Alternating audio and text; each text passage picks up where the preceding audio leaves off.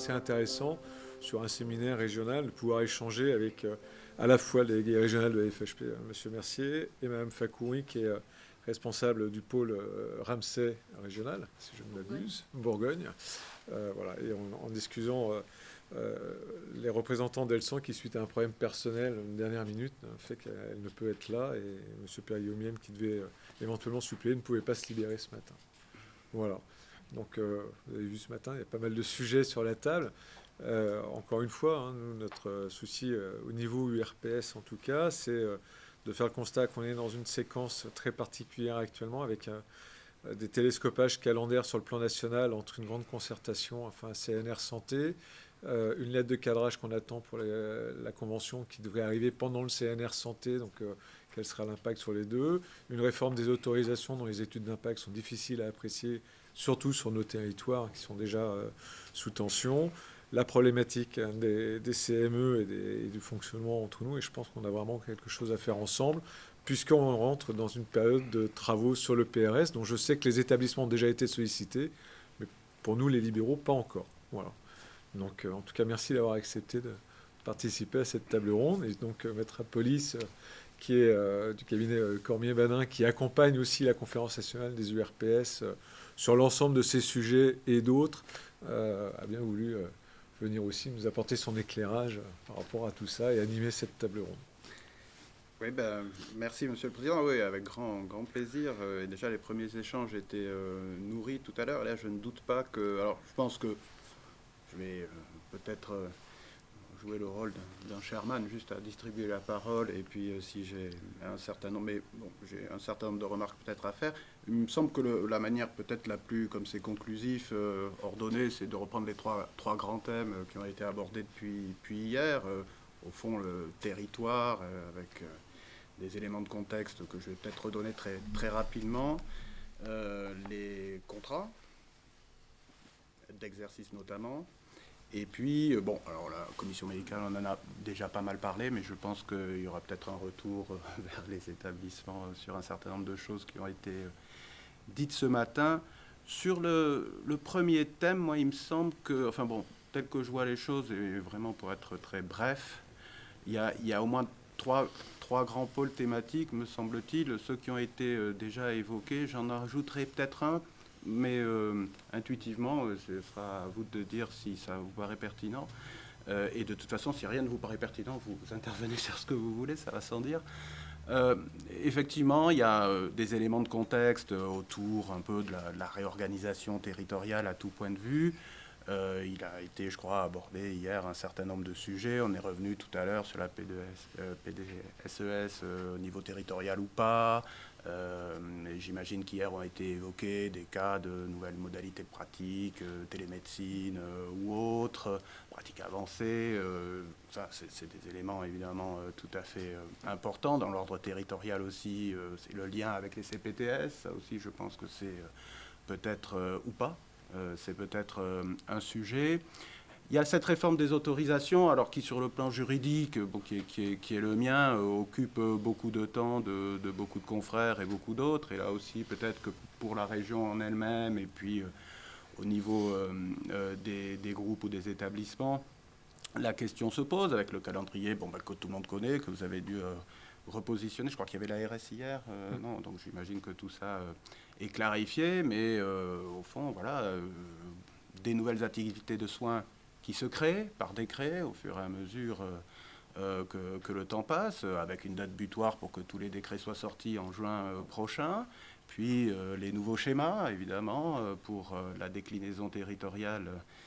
Ça, c'est pour novembre 2023. Et ensuite, j'imagine que ça a été dit, et c'est une première hein, pour ceux qui suivent ces aspects-là depuis longtemps, qu'il va y avoir une telle redistribution des autorisations d'activités en masse, hein, c'est-à-dire sur un même calendrier pour de multiples activités, à compter donc de fin 2023 et sans doute... alors évidemment, les calendriers seront différenciés d'une région à l'autre. J'ignore celui de l'ARS ici, mais elle l'a peut-être précisé hier.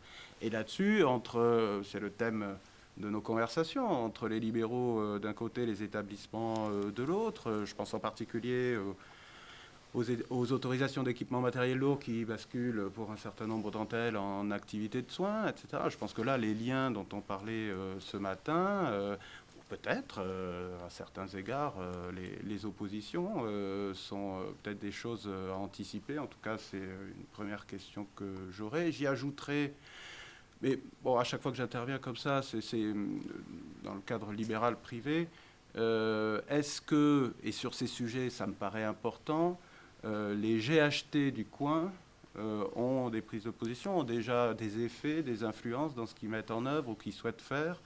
Et donc là encore, il y a peut-être un sujet territorial à en creuser. Troisième élément que j'aimerais porter, qui est peut-être plus établissement encore que, c'est que tous ces éléments de contexte et de réforme s'y ajoutent aussi des réformes de financement assez importantes en ce moment.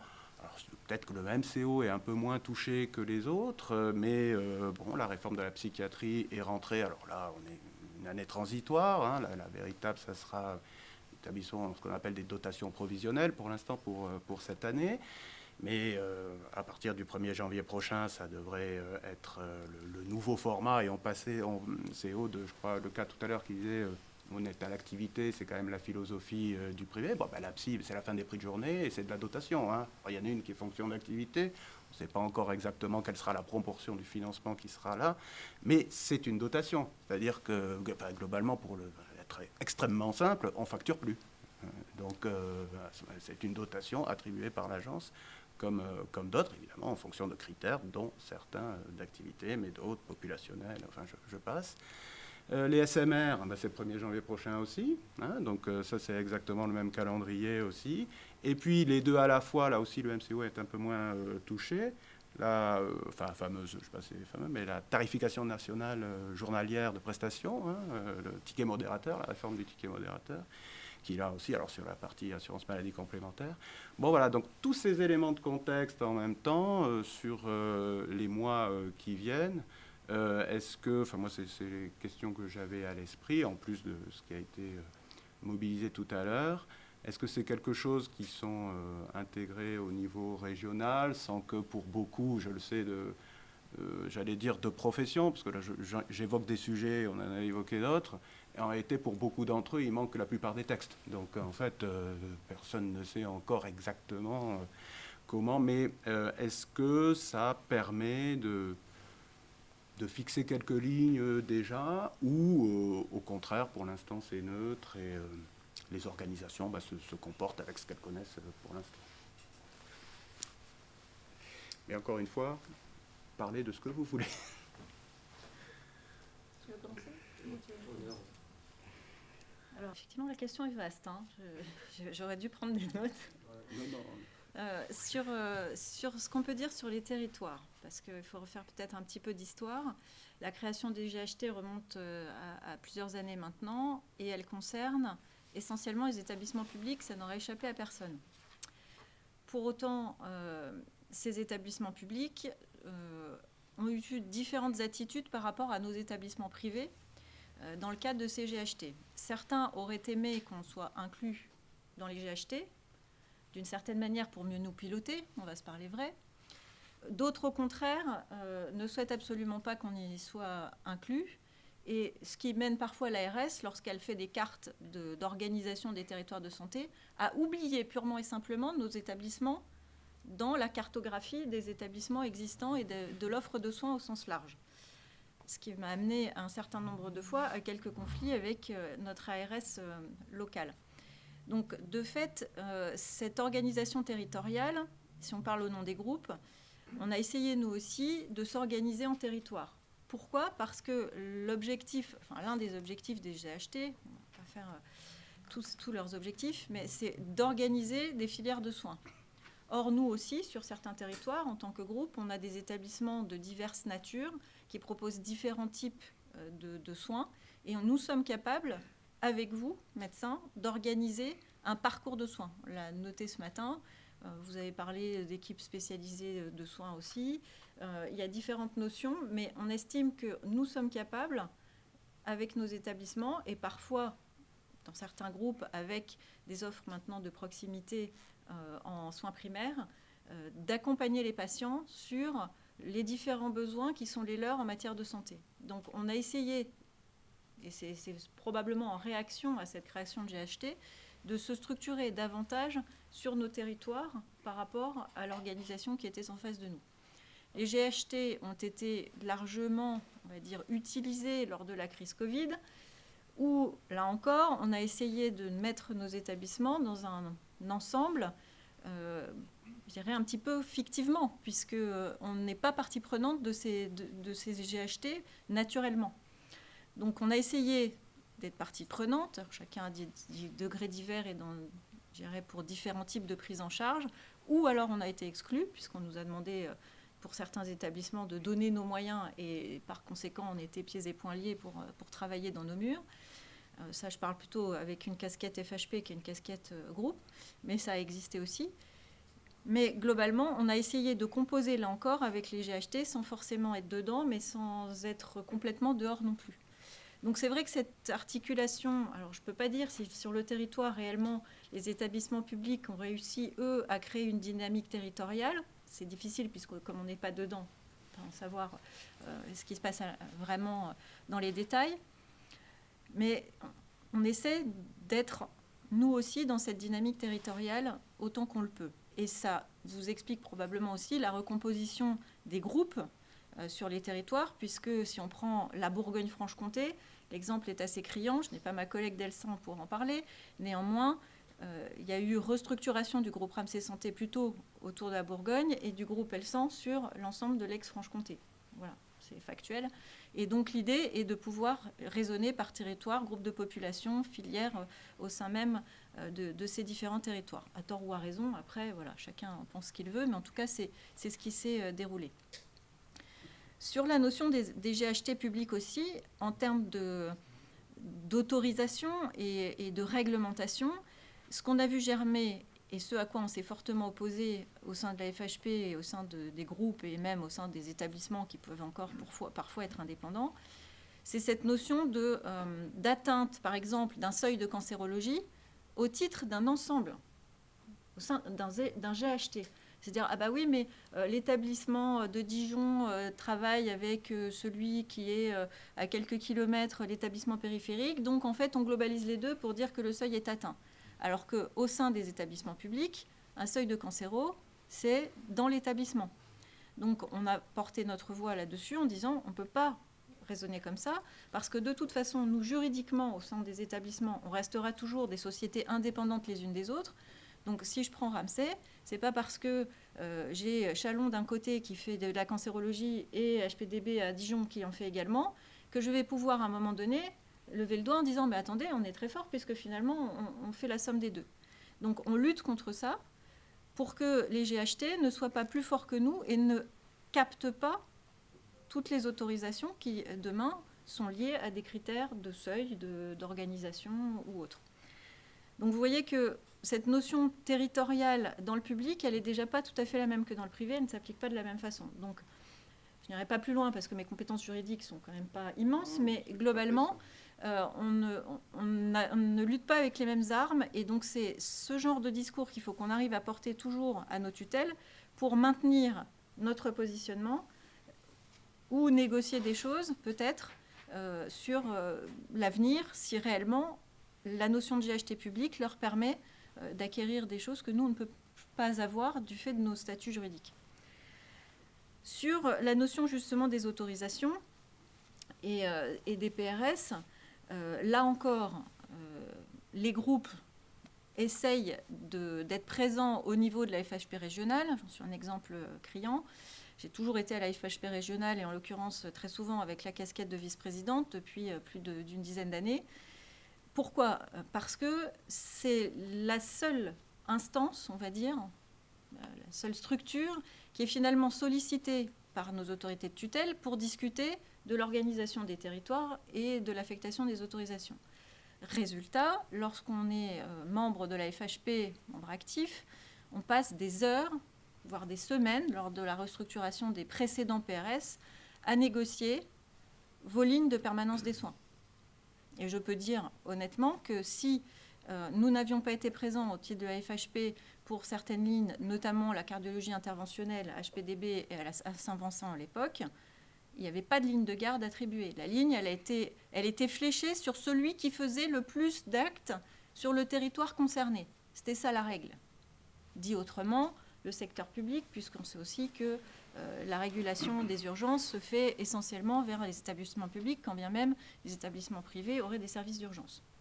Je passe sur la parenthèse, mais en tout état de cause, ce sont des instances, donc la FHP régionale et les groupes qui essayent d'y siéger sont là aussi pour défendre l'intérêt des établissements et les intérêts des médecins pour leur exercice. Donc voilà comment on essaye de travailler. Nous essayons d'être représentants dans les fédérations régionales pour ensuite être sollicités au titre de toutes les organisations régionales qui se mettent en place et donc porter la voix des établissements privés dans la restructuration des SRS, PRS et autres. Donc à l'heure actuelle, puisque vous l'avez évoqué, il y a effectivement toute une réforme des schémas régionaux.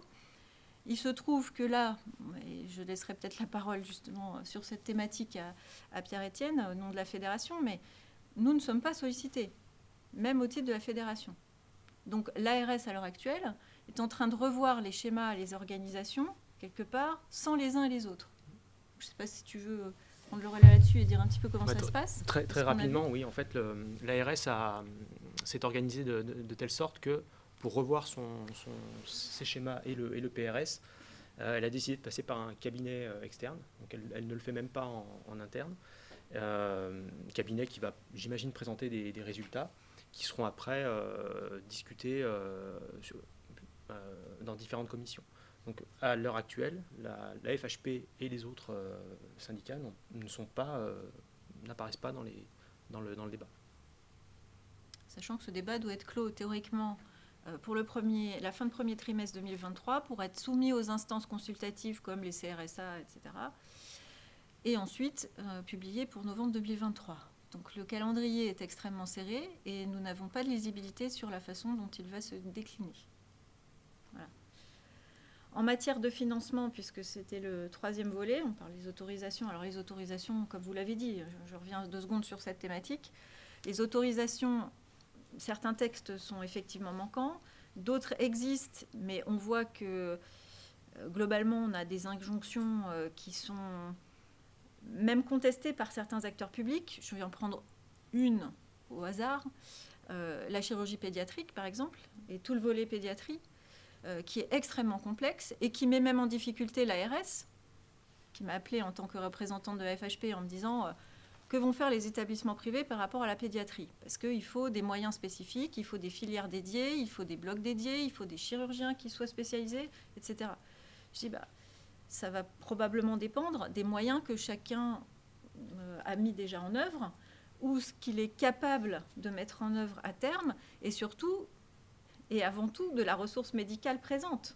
Si on n'a pas de chirurgien pédiatrique, quel est l'intérêt de maintenir ne serait-ce que quelques activités autour de la pédiatrie, parce que ça va demander des circuits trop complexes par rapport aux moyens qui seront déployés.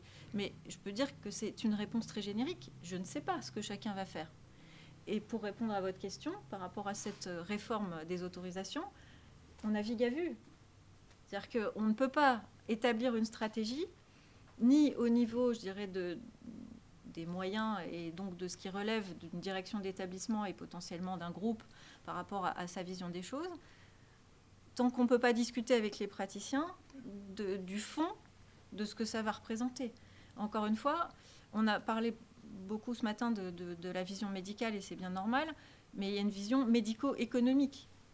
On est tous dans le même bateau, donc si à un moment donné, une filière ne peut pas être maintenue parce qu'elle est trop mobilisatrice de moyens, que ce soit d'équipements, de ressources paramédicales, d'organisation et autres, on doit prendre des décisions rationnelles collégialement.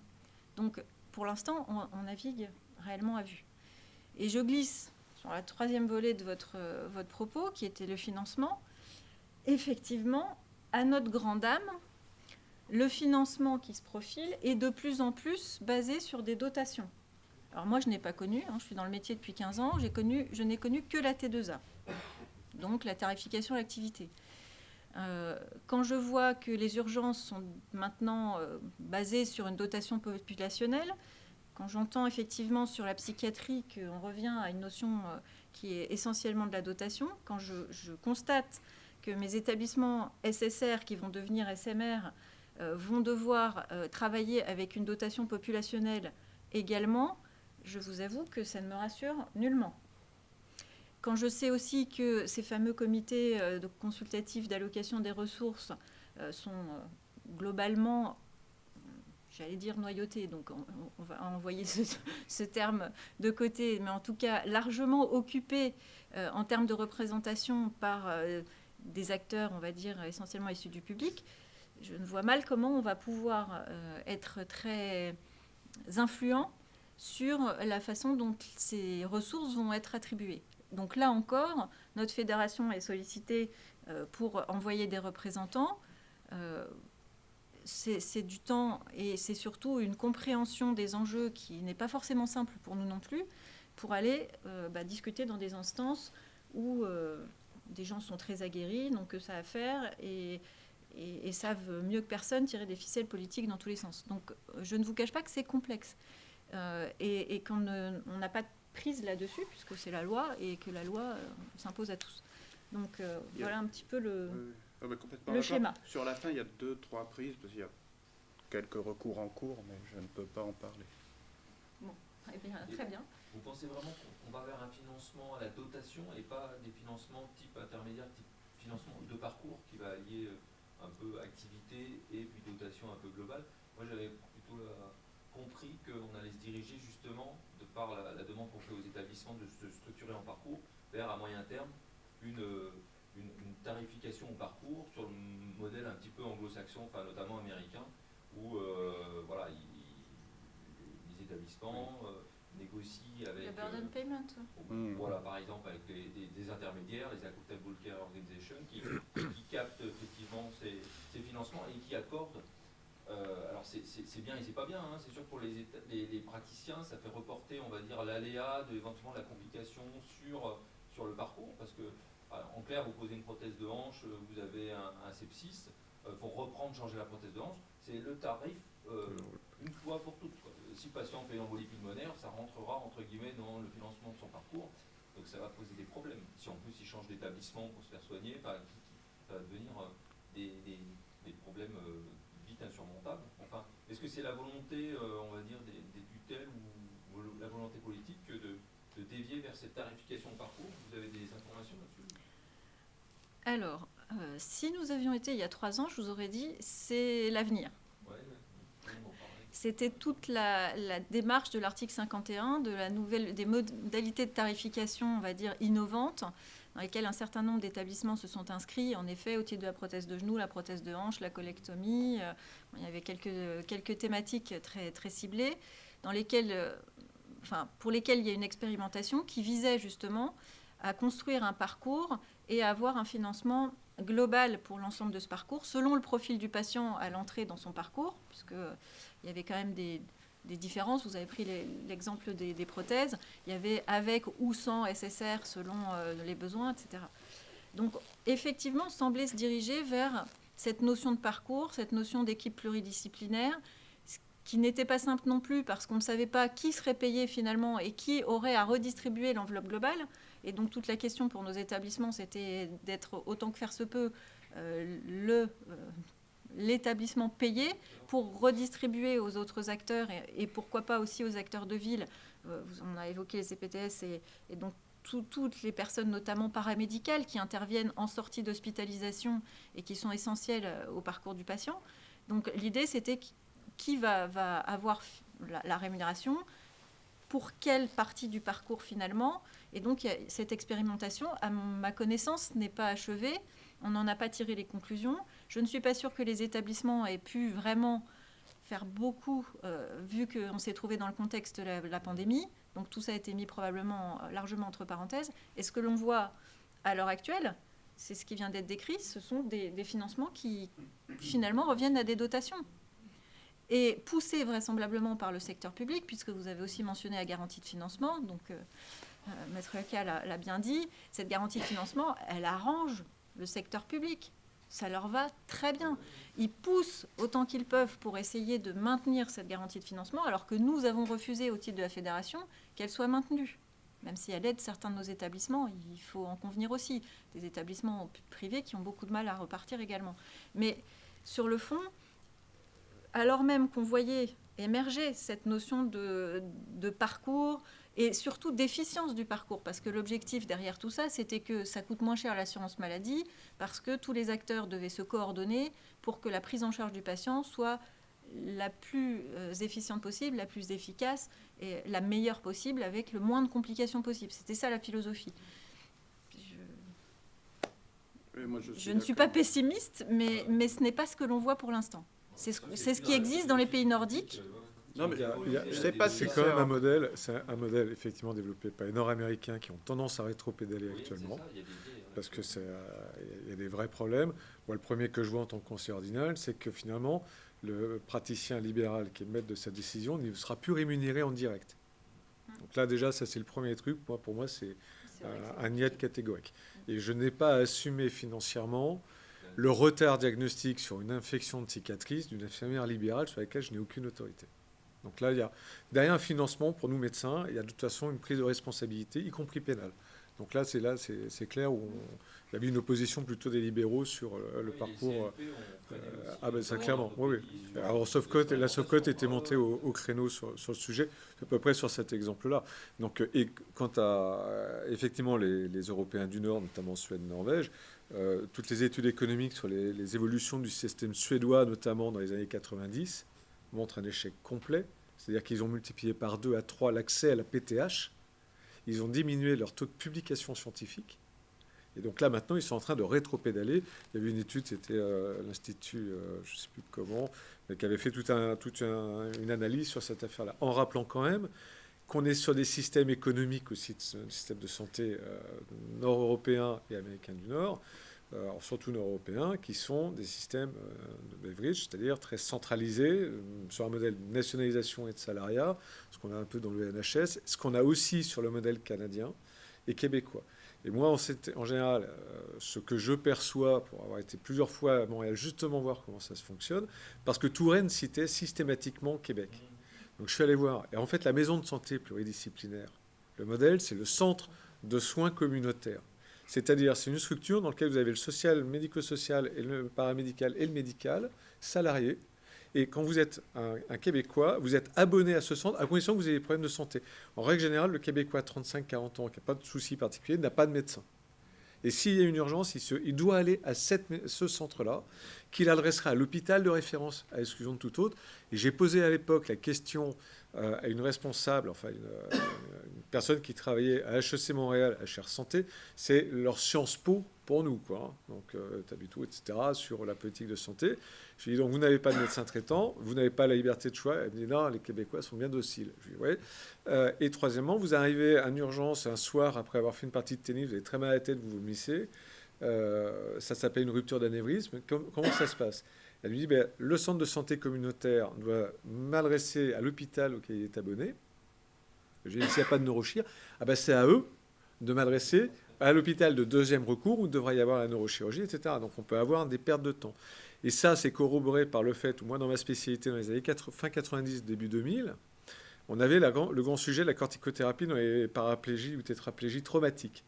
Et donc, il y avait une étude internationale, notamment pilotée par les Américains du Nord, disant, OK, on va faire corticothérapie forte dose versus chirurgie précoce. Et on s'était aperçu à ce moment-là que pour un Nord-Américain, la chirurgie précoce, c'était 48 heures. Quand nous, en France, c'était moins de 8 heures, voire moins de 6 heures.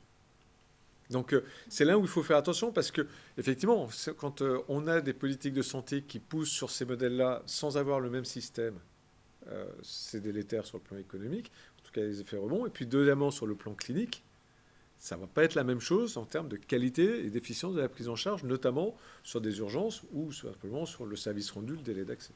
Donc, il faut voir pour intervenir sur le côté rémunération, épisode de soins ou autre. Et puis, enfin, il y a un autre aspect. La FHF n'a aucun intérêt à une rémunération à l'acte parce que, souvenez-vous des débats sur la convergence tarifaire, notamment sur les GHS. Pour la faire simple et caricaturale, mais je parle sous votre contrôle, je vais donner un exemple que j'ai en tête. Implantation d'une électrode médulaire, c'est 1 800 € en public, c'est 900 € en privé. Voilà. Et en grosso modo, c'est 30 à 50% de delta au détriment du privé par rapport au public. Donc il y a tous ces éléments-là.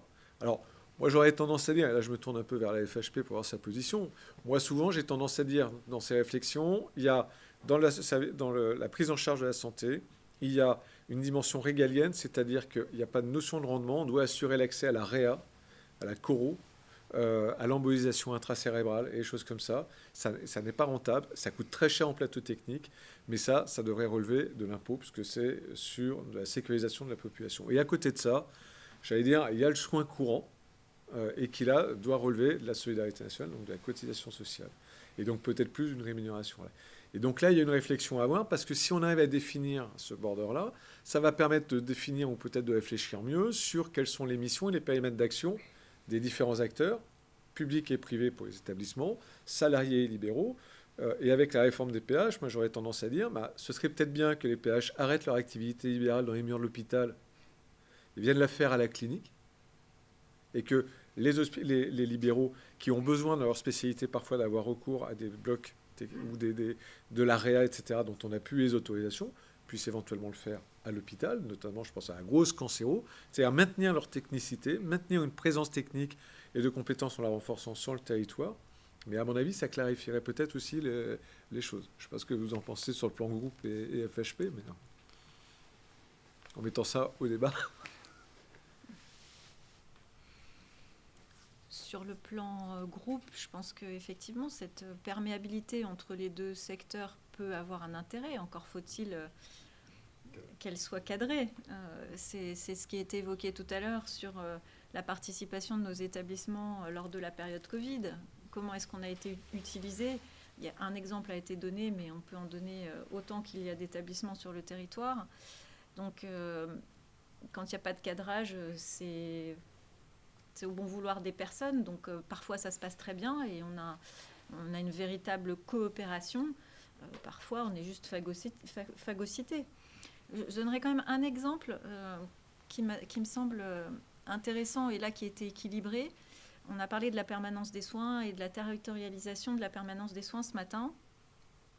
Et il se trouve que j'ai eu un établissement dans mon périmètre il y a quelques temps en arrière, sur un territoire où l'urologie était relativement pauvre dans l'hôpital local, on va dire, et un peu plus développée dans l'établissement privé. Et en fait, il y avait d'ailleurs 2 établissements privés. Et en fait, la permanence des soins a été répartie entre les 3. C'est-à-dire que chaque semaine, c'était l'un des établissements qui assurait cette permanence des soins avec ses médecins et dans ses murs. C'est-à-dire que le patient était d'emblée orienté vers l'effecteur, vers le lieu où il allait être pris en charge. Donc ça pouvait être l'hôpital, ça pouvait être l'un des établissements privés ou l'autre, mais c'était organisé comme tel. Donc il n'y avait pas de perméabilité au sens de je vais sur ton plateau technique, tu viens sur le mien, mais il y avait bien une coordination territoriale pour cette prise en charge d'urgence. Et ça fonctionnait très bien. Donc encore une fois, quand c'est cadré, quand l'ARS a posé une règle du jeu avec les acteurs locaux et que tout le monde en est d'accord, ça peut fonctionner.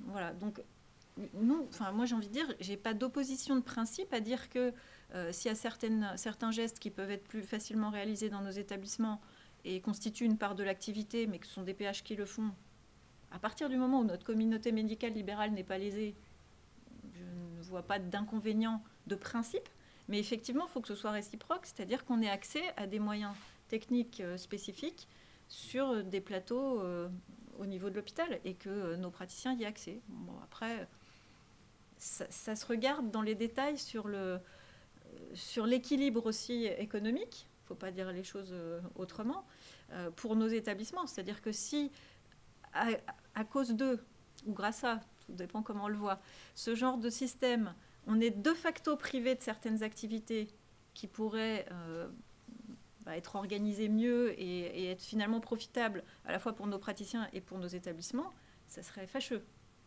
Donc voilà, c'est des choses qui se regardent, mais dans les détails. Le principe même n'est pas contestable, à mon sens.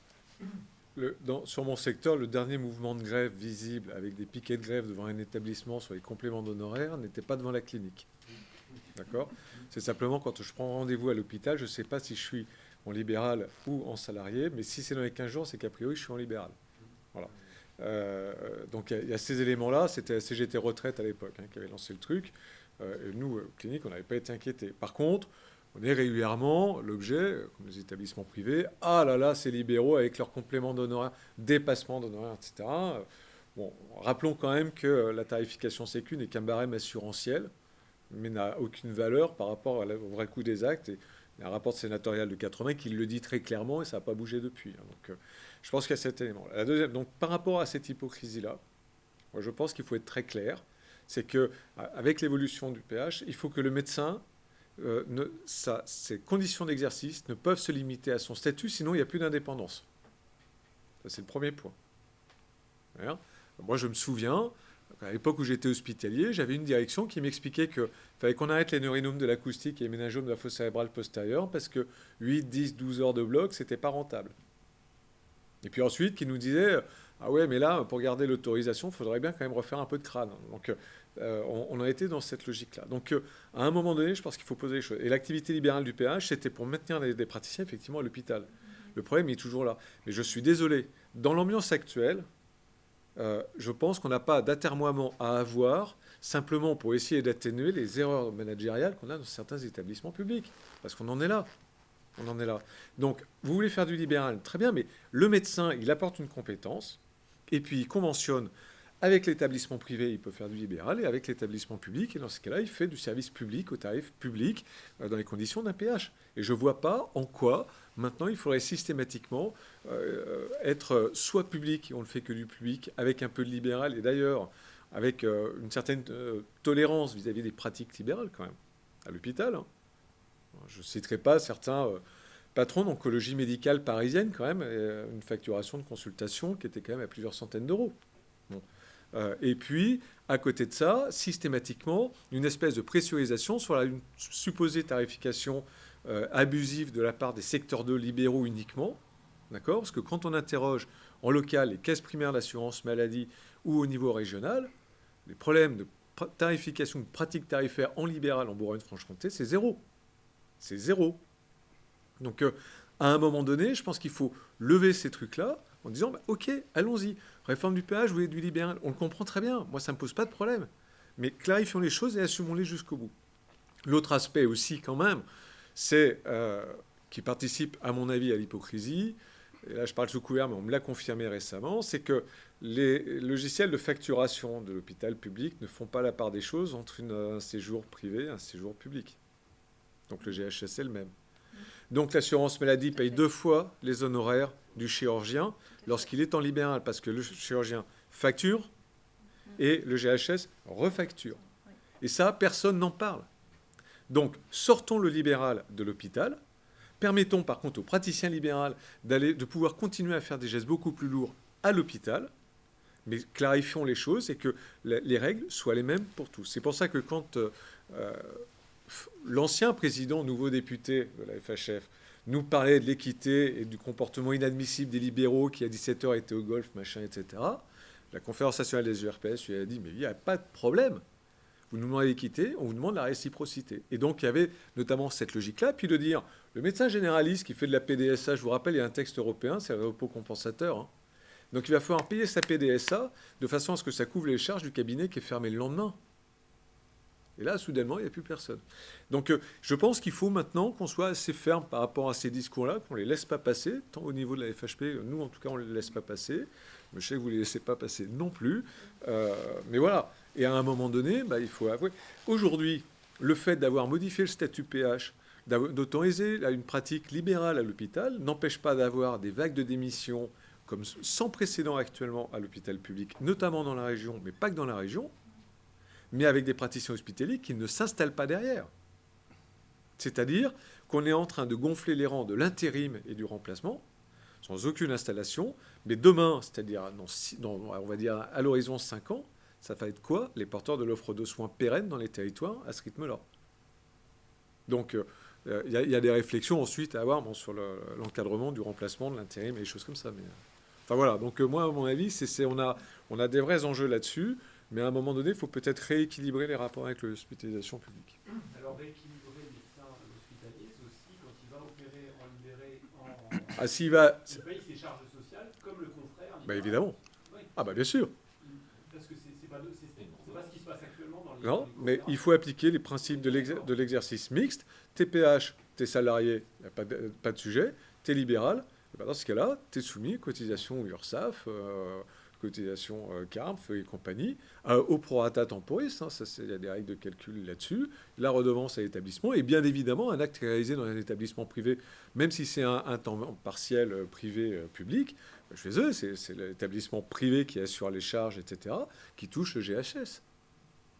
Alors ensuite, les histoires de coûts, etc. pour la collectivité, je vous rappelle quand même que les études économiques sur le coût de la prise en charge, notamment de l'appendicectomie entre le public et le privé, montrent qu'avec complément d'honoraires, c'est 20 à 30% moins cher en fonction des actes en privé secteur 2 par rapport au public. Donc voilà, à un moment donné, ressortons, remettons tout sur la table et travaillons dans ce qu'elle est en économiste et faisons venir les économistes avec tous les éléments. Oui, non, tout à fait. Moi, j'ai juste deux précisions, puis après, je pense qu'il faut peut-être revenir sur les contrats aussi. Là-dessus, précision d'ordre juridique. Il y a un acteur qui est assez agacé aussi de l'évolution, parce qu'elle a été un peu plus ouverte, hein, donc dans la période récente, l'activité libérale des péages, notamment en 2021, et une série de textes, peu importe. Ce sont les ESPIC. Parce que les ESPIC, eux, ils sont en service public hospitalier aussi, mais dans le cadre privé, les médecins sont salariés, mais donc ils ne sont pas PH sur plan statutaire, hein, ils ne sont pas agents publics, ils sont salariés de droit privé. Et donc eux, l'activité libérale du PH, ils ne l'ont pas, enfin ce dispositif-là. Et donc ils ont attaqué les textes de 2021, et notamment devant le Conseil d'État. Il y a une dernière, alors je vous passe les arguties juridiques, ça s'appelle une question prioritaire de constitutionnalité, pour savoir si c'était conforme à la Constitution, qu'ils ont perdu. Le Conseil d'État refuse systématiquement, et le Conseil constitutionnel, sur le thème attractivité des carrières à l'hôpital public, etc. Donc oui, c'est discriminant, mais le motif d'intérêt général, c'est en gros ce que évoque le juge, nous paraît suffisant. Enfin bon, il n'y a rien à voir. Et puis, donc c'est un vrai sujet qui, sur le plan juridique en tout cas, ne trouve pas de traitement, je pense, satisfaisant. S'agissant des réformes financières, j'abonde complètement à tout ce qui a été dit. Et puis j'ajouterais juste, puisqu'on en a parlé, ça dépend aussi un peu des champs d'activité. Psychiatrie, les études d'impact, on en a parlé pour les autorisations, comme c'est des décrets, donc c'est du réglementaire. Pour aller chercher les études d'impact, c'est un peu compliqué, mais certains s'en occupent. Mais pour ce qui concerne la loi elle-même, ça c'est public, c'est publié sur le site Légifrance. Et alors moi, pour la psychiatrie, j'ai été un peu étonné, parce que quand même, noir sur blanc, dans ce qu'on appelle un exposé des motifs, c'est-à-dire on vous dit pourquoi on légifère, hein, et ben la réforme financière de la psychiatrie se met en œuvre, texto, pour dégager, je crois que c'est le terme, des marges de manœuvre supplémentaires pour le secteur public. Mais comme c'est sous dotation, c'est enveloppe fermée, donc si vous dégagez des marges financières pour le secteur public, c'est qu'il y a un moment, il n'y a pas de mystère, hein, c'est dans une enveloppe fermée, c'est que... Et alors, une telle ligne à ce niveau-là de responsabilité, c'est-à-dire que là, je ne suis pas sûr, enfin, il y a peut-être une histoire d'organisation des parcours, mais il y a aussi quand même une volonté qui me paraît assez... Alors, il faut dire peut-être que c'est vrai, le secteur privé en psychiatrie est peut-être moins important que dans les autres champs. Mais enfin, malgré tout, c'est... Bref, voilà, je ne vais pas plus loin sinon. Mais, et donc, ça, c'est un aspect. Alors, peut-être les contrats, donc contrat d'exercice, contrat, autre type de contrat, on évoquait, je pense que ça a été le cas aussi peut-être hier, CACES, etc., où effectivement, c'est plutôt enfin, même c'est sûr, c'est l'établissement qui le signe, avec des obligations quand même qui se répercutent sur les professionnels. Et puis, bon, enfin, il y a toute une série aussi de sanctions possibles au cas où. Comment se positionne là aussi dans la région, à la fois la fédération et les groupes sur les contrats d'exercice. Alors évidemment, le contrat d'exercice, c'est assez hétérogène, j'imagine, mais peut-être y a-t-il un enjeu, j'en doute, sur le caractère qui me paraît moins mais pour les praticiens, mais enfin, encore que... pourquoi pas il y a les contrats pluriannuels aussi, peut-être des établissements qui sont signés que par les établissements, mais dont, à mon avis, l'enjeu n'est pas majeur. Tout dépend, voilà, pour les praticiens. Sur les contrats d'exercice, je pense que, sans me tromper beaucoup, les groupes utilisent des trames qui sont quand même assez semblables. qui reprennent grosso modo le contrat type de l'ordre, et on tourne autour de ça et de quelques virgules de changement selon les situations particulières de tel ou tel praticien ou selon les besoins, avec, de ce que j'ai pu en comprendre, parce qu'encore une fois, je n'ai quasiment connu que ça, la fin des notions d'exclusivité, de cessibilité des contrats. Voilà, grosso modo, ce qu'il y a eu dans les années antérieures. On essaie effectivement d'avoir bordé la relation contractuelle avec chaque praticien avant de démarrer l'activité. Ça paraît assez naturel. Il reste des réticences. J'avoue, moi, n'étant pas juriste, je ne vais pas rentrer sur un terrain qui m'échappe et qui, en règle générale, dans nos groupes, relève ensuite de nos juristes au niveau des sièges pour élaborer la meilleure articulation possible entre nos praticiens et nos établissements, si tant est qu'il faille l'articuler, parce qu'encore une fois, les contrats types sont quand même assez, je trouve, assez équilibrés. Ça, c'est ma vision. Et du coup, ils sont tous formalisés, ça, ils reste quand sont, même quelques ils sont formalisés. contrats Non, ils ne sont pas tous formalisés. Ils sont pas tous formalisés. C'est toute la difficulté des établissements, c'est que, bien entendu, nous avons des historiques. On n'est pas arrivé, on ne crée pas les établissements, quand bien même ils auraient un nouveau bâtiment, c'est pas une création. Donc, on porte les historiques parfois sur des dizaines d'années d'anciens contrats qui sont cédés sans quand même parfois on soit même au courant en tant que direction que c'est le contrat du docteur un tel qui est parfois décédé depuis de nombreuses années et qui est entre les mains de tel praticien. Donc ça ressort au moment où un litige naît. Donc voilà, on a encore ce genre de problématique. Voilà, quand ce sont des praticiens qui, d'année en année, se sont passés ces contrats-là, c'est assez complexe pour nous. Néanmoins, ces contrats existent encore. Donc, Dans les contrats proposés, encore aujourd'hui dans les nouvelles rédactions, il y a une clause sur vos conditions tarifaires.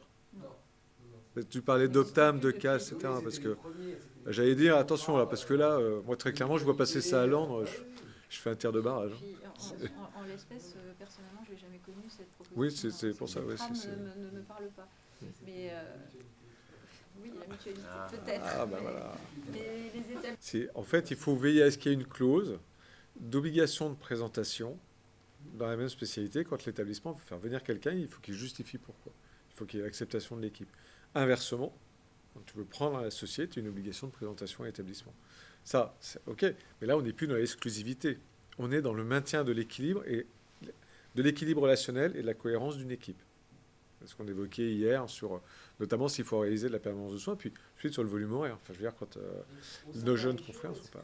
Il y a des praticiens qui ont été exposés, on a parlé hier, à la présentation de nouveaux praticiens dans l'établissement, mais par la direction de la clinique. Non seulement ça, mais moi, j'ai été confronté à un bruit de couloir qui m'apprenait que 2 chirurgiens de ma spécialité arrivaient dans l'établissement, je n'avais pas été informé. J'ai claqué la porte du dit établissement, qui a d'ailleurs perdu l'activité autant que je sache. Mais oui, c'est... Ou contre l'avis de ceux... Voilà. Et donc les gens se travaillent. Ouais. L'arrivée d'un nouveau praticien contre l'avis, je vais argumenter, de praticiens de spécialité, il n'y a aucune opposition factuelle de possible. Ça reste quand même à la discrétion du directeur d'établissement. C'est pour ça que moi je sais que j'avais toujours veillé à ce qu'il y ait une clause de présentation. C'est-à-dire qu'on ne peut pas faire venir quelqu'un sans que je sois informé, etc. Et je suis en cours de négociation avec le CH sur les urgences Rachis. J'ai fait mettre cette clause-là parce qu'il ne savait pas la rédiger. Donc c'est moi qui l'ai rédigée avec le juriste. J'ai fait ça. Réponse du juriste de l'hôpital. Ah non, vous ne pouvez pas mettre une clause d'exclusivité. Je dis, il n'y a pas de clause d'exclusivité. Je veux juste simplement, je veux bien m'investir, être à votre disposition H24, 365 jours, mais je ne veux pas voir arriver un assistant détaché du CHU du jour au lendemain qui va venir et qui, brutalement, je suis foutu au rebut.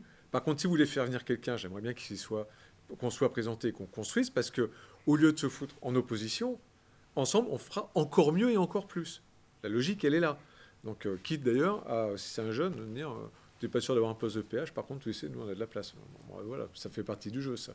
Mais voilà, donc c'est ça qui me paraît important.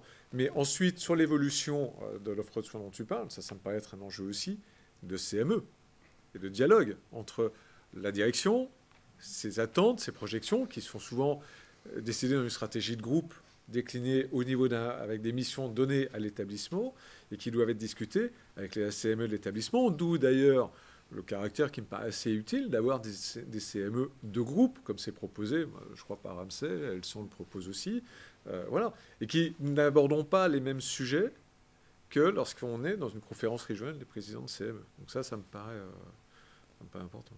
Moi j'ai une question sur les contrats. En absence de contrat, parce que effectivement ça peut être le choix soit d'un établissement, soit d'un praticien, souvent de ne pas avoir de contrat. Il y a quand même un contrat de référence. Jamais de l'établissement. Alors un contrat, mais il y a des praticiens, c'est notre cas également, on n'a pas de contrat, mais parce qu'on nous dit le contrat qui fait foi, c'est le contrat du Conseil de l'ordre, donc il vaut mieux avoir pas de contrat et bénéficier des clauses du Conseil de l'ordre que d'avoir un mauvais contrat. Ne pas avoir de contrat en cas de litige, c'est problématique parce que sur le plan ordinal, comment est-ce qu'on fait pour garantir les intérêts, notamment en termes d'indépendance professionnelle? Parce que le contrat, il doit être transmis. Au juriste, pour savoir si effectivement, en cas de procès, en tout cas de procédure judiciaire, il y avait le magistrat se basait sur un contrat de fait, on va dire, ou pas. Même s'il n'est pas, voilà, il n'est pas formalisé, il n'est pas écrit. Voilà. Et c'est lequel ce contrat alors? C'est le contrat. Ça sera celui qui, on va regarder vos habitudes, Voilà. travail au sein de l'établissement, c'est ça le contrat. D'accord. Il n'y a pas une rédaction d'un Le contrat en lui-même, enfin le concept pour les juges ou les juristes, c'est un échange de consentement qui crée des droits et des obligations réciproques. S'il est écrit, on sait mieux, enfin voilà, s'il y a un litige, où est-ce qu'on en est, quel est le cadre, Entre les etc. deux parties. Entre les deux parties. Quant au préavis, quant à toutes les clauses. S'il est verbal, ben on n'a rien, donc il faut rentrer un petit peu plus dans le détail et surtout démontrer.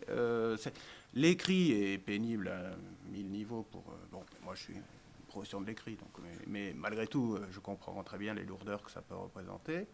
Il a quelques vertus, et notamment probatoires, c'est-à-dire qu'il permet de démontrer, de donner un cadre, de toute une série de choses.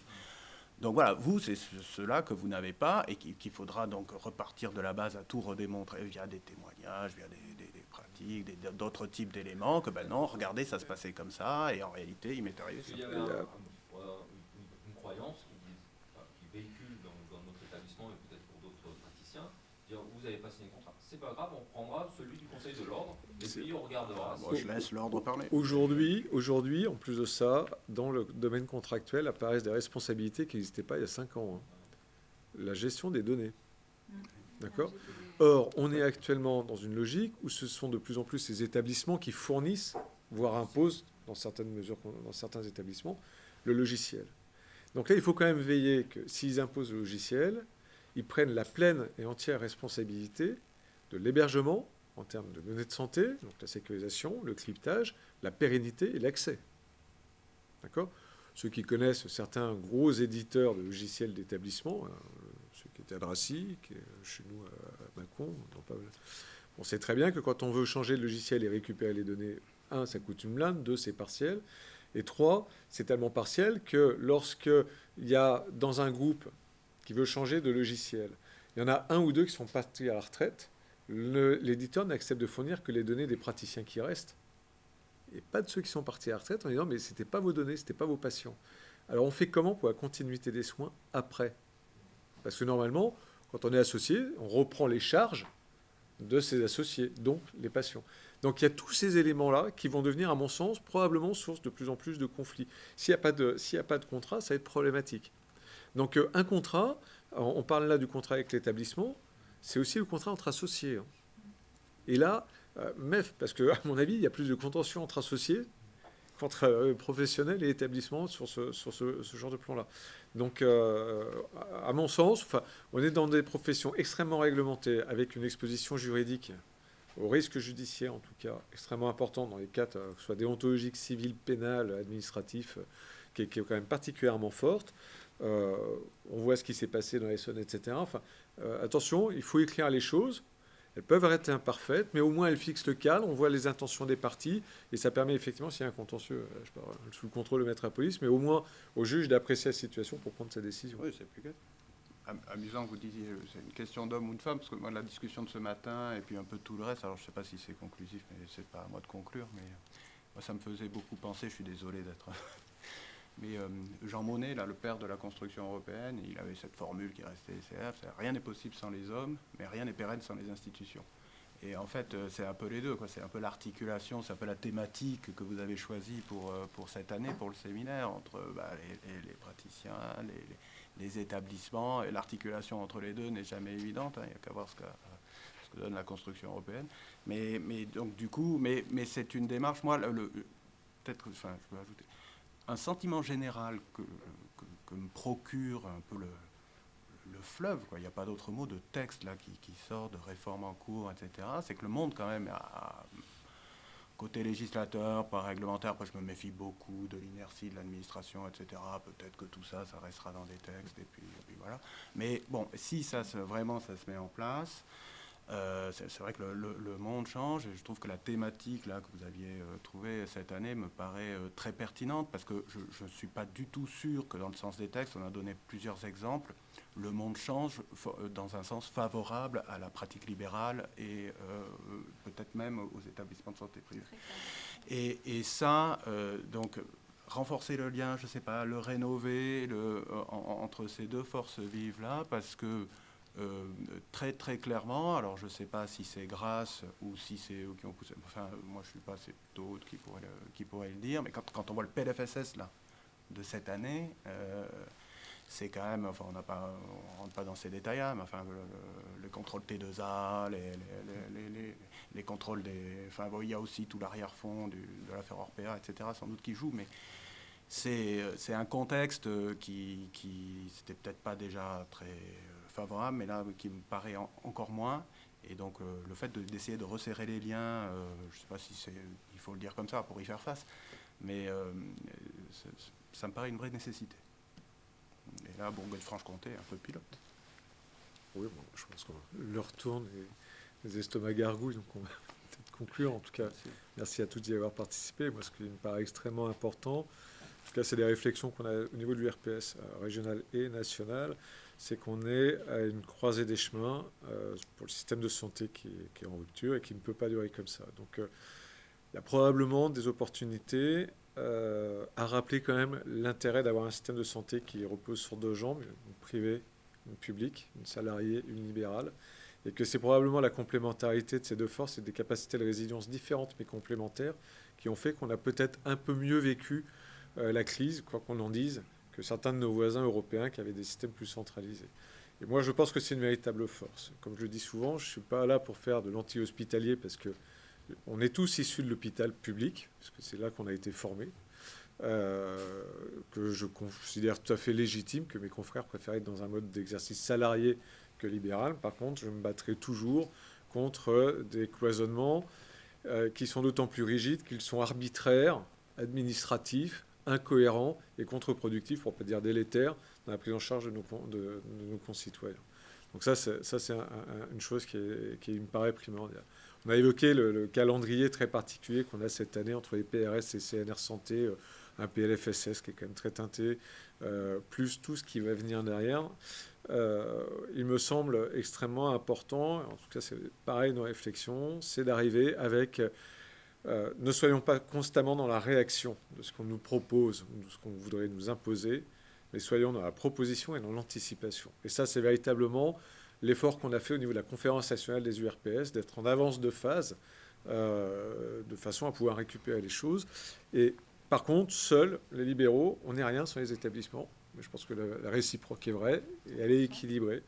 Donc, pour être concret et ne pas rester dans des idées un peu fumeuses où on sort tous contents, je pense que moi, la proposition que j'ai à faire à la FHP et au groupe de la région, c'est qu'on se fasse un véritable, alors je ne sais pas comment l'appeler, un comité de liaison, où qu'on puisse échanger facilement les informations dès qu'on sent qu'il y a une question un peu problématique, un peu difficile qui apparaît ou qui pourrait menacer l'un ou l'autre ou les deux, on puisse échanger de façon à adopter des postures cohérentes, que ce soit dans le cadre de la rédaction ou de la révision du PRS, que ce soit dans le cadre de certains dossiers un peu problématiques en XOS.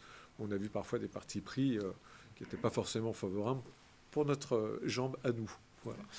Donc ça, c'est une main très sincèrement tendue et qui est validée par l'URPS, hein, bien évidemment. Moi, ça me paraît essentiel. Il y a d'autres sujets qui vont arriver. Hein. On évoquait la permanence de soins, mais en étant bien conscient que faire une permanence de soins territoriale, c'est-à-dire être en capacité d'accueillir une urgence H24 sur un établissement qui est dans une spécialité donnée où il n'a pas l'habitude, forcément, ça repose, ça rebat les cartes aussi en termes de gestion du personnel, etc.